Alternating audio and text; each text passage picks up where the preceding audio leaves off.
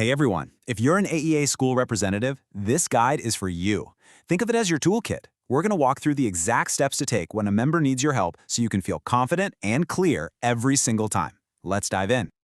Okay, so it happens, right? You get that tap on the shoulder, or maybe an email pops up in your inbox. A fellow member has an issue, and they've come to you. It's a super common scenario, but it can feel a little intense. But don't worry, there's a really clear process to follow that makes it simple and, most importantly, effective. So before you do anything else, before you pick up the phone or even think about sending an email, there is one place you absolutely, positively have to go first, and that is your #1 most powerful tool, the contract. Seriously, you would be amazed how many questions and issues can be completely resolved just by looking up the specific language that we all work under. Honestly, knowing how to find what you need in this document is like having a superpower as a building rep. And finding what you need is way easier than you probably think.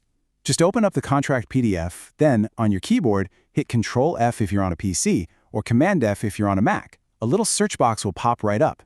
Just type in your keyword, like leave or planning time, and boom, you can instantly jump to every single spot where that's mentioned. It's a massive time saver. But what if the contract's a little vague or the situation just feels bigger or more complex? Well, the most important thing to remember is this. You are not in this alone. There's an entire support system built to have your back.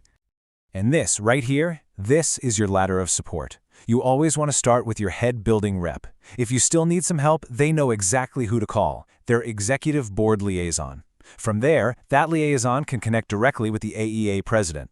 It's a simple, reliable chain, and it's designed to get you the right answer every time. Okay, so you've done your research. You've got the contract language ready to go.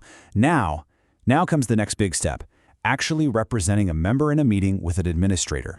When you walk into that room, your role is actually very focused. You are there for two main reasons: to be a supportive presence and take really detailed notes of everything that's said, and to help answer any questions that member might have about the contract. You're their witness, and you're their resource. That's it. And this brings us to a really critical principle of representation. Your personal feelings about the issue, they just don't matter. You might personally think it's not a big deal, but if it's important to that member, it's your responsibility to represent them fully. You're their advocate, period.